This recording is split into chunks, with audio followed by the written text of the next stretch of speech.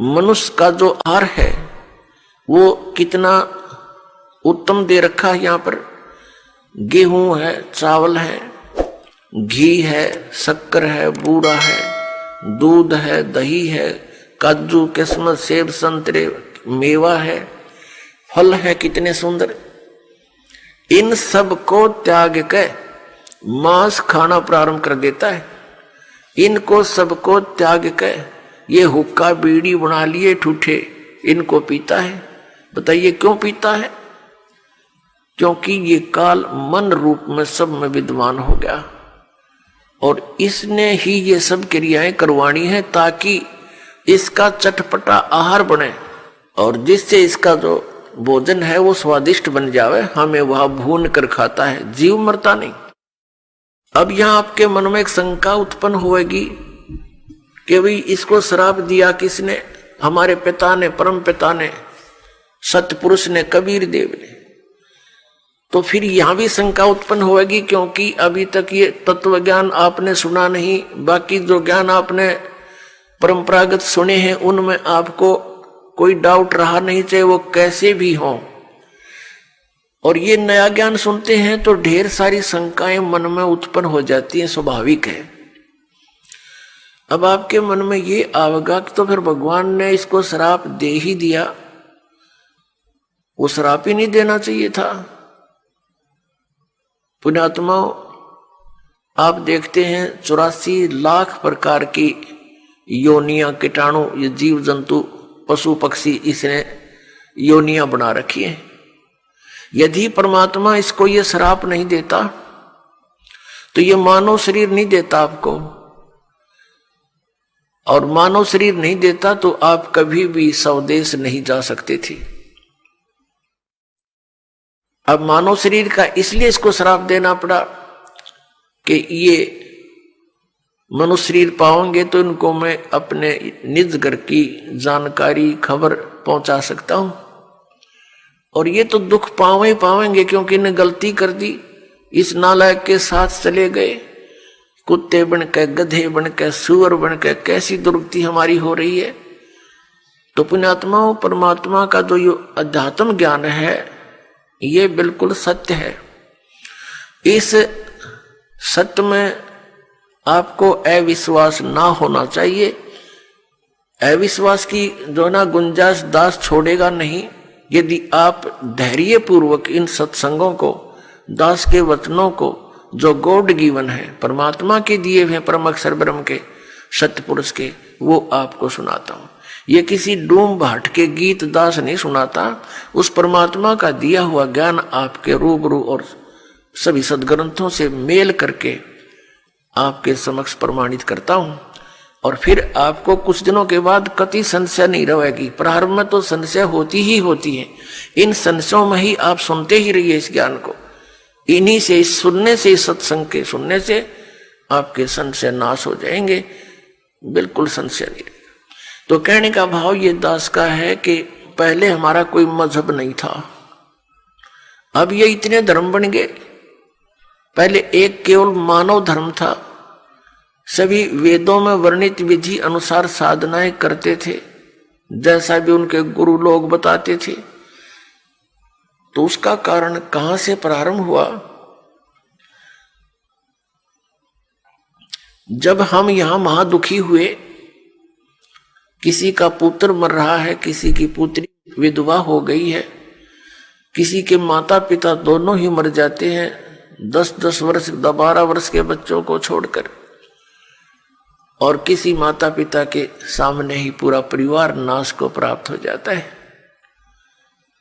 कहीं पर भूकंप आकर हजारों की संख्या में व्यक्ति मारे जाते हैं, आराम से सो रहे होते हैं, ना जाने के बिजली गिर जाती है, कहीं पर अचानक फ्लड आ जाती है।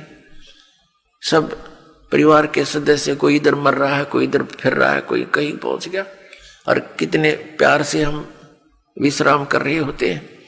तो ऐसे गंदे लोक में आकर हम शेष बचे हुए ये सोचते हैं कि हमारे ऊपर ये आपदाएं नहीं आएंगी। ये भूल है आपकी।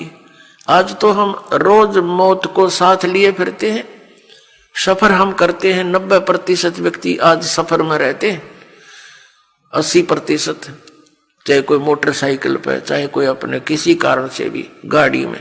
तो ये तो मौत साथ चल रही है हमारे पैरेलल। हम ऐसे लोक में रह रहे हैं, परमात्मा को दया आई कि चल इन नालायकों को फिर बता देता हूं कि आ जाओ वापस यहां पर, तुम सदा सुखी हो जाओगे। अपने आत्माओं, जब परमात्मा वहां तपतशिला के ऊपर आया जहां ये प्राणियों को भून रहा था, इसका कुकर चल रहा था, वहां पर जब वो परमेश्वर हमारे पास आकर खड़े हुए, हमारे पिता, वो इतने समर्थ शक्ति है, इतने शीतल भगवान है, उनको सोम की उपाधि दी जाती है। सोम माने चंद्रमा, चंद्रमा जैसे शीतल। यानी ये तो एक उदाहरण है, लेकिन वो तो बर्फ से भी शीतल है। तो कहने का भाव ये, जब हमारे पास आकर खड़े हुए, जब वो तपतशिला पर जल रहे थे 1,00,000 प्राणी, उनमें ऋषि भी थे, मैं ऋषि भी थे, गुरु भी थे, शिष्य भी थे, आम जनता के व्यक्ति भी थे। परमात्मा के वहां उपस्थित होते ही उस तपतशिला यानी पत्थर की टुकड़ी को शिला बोलते हैं।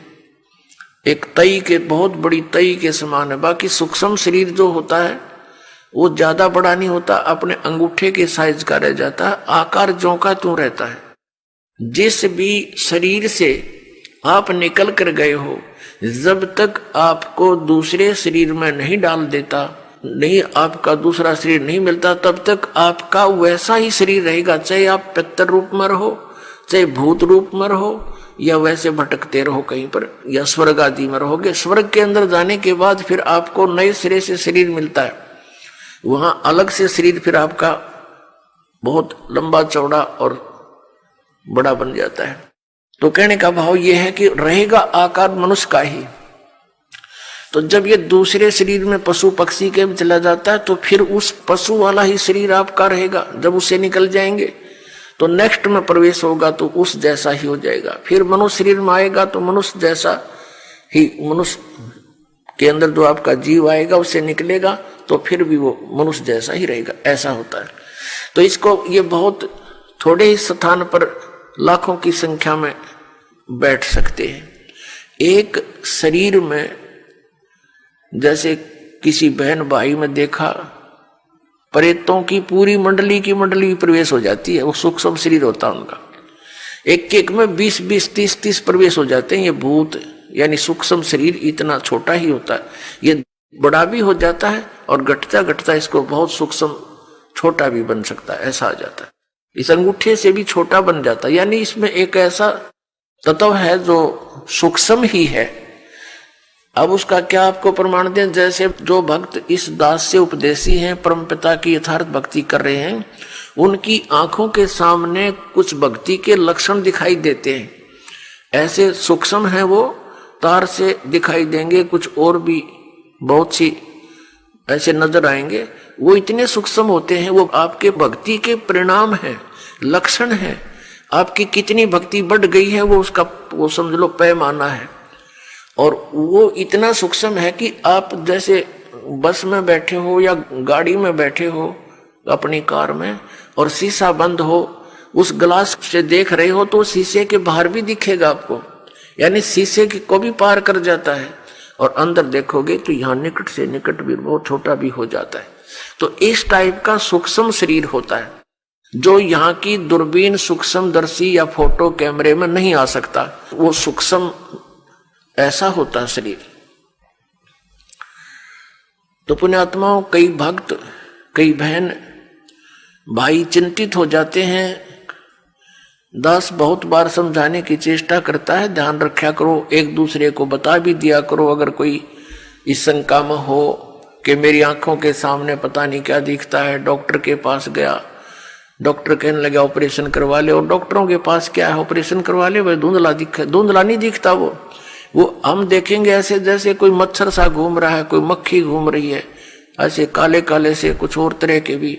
वो तो जैसी जिसकी भक्ति बढ़ती चली जाएगी, वो आपकी भक्ति का पैमाना जैसा अंजन आंजिए चश्मों में दिखंत, जैसी भक्ति करेगा तेरी आंखों के सामने आपको अपनी भक्ति की कमाई दिखने लग जाएगी। ये आपका एक वो होगा, भक्ति का पैमाना होगा।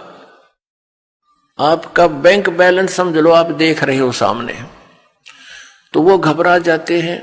हमारे पास भी प्रार्थना करते हैं जी ऐसा पता नहीं आंखों में क्या हो गया, मुझे तो चिंता बनी हुई है, ऐसे देखते हैं पता नहीं क्या दिखाई देता है, सोचते हैं ना देखूं फिर भी दिख जाता है। फिर उनको समझाते हैं कि ये आपकी भक्ति की कमाई दिखाई दे रही है, ये नहीं है तो आपका माइनस आपकी भक्ति, फिर भक्ति चली नहीं आपकी। इसे आपकी भक्ति संग्रह होगा, वो धन वो दिखाई दे रहा आपको बाहर है, वो अंदर दिखता है, उसका रिफ्लेक्शन बाहर आपको, तो संतुष्ट होते हैं। तो पुण्यात्माओं ये वो भक्ति है कि आपको आपके समस्त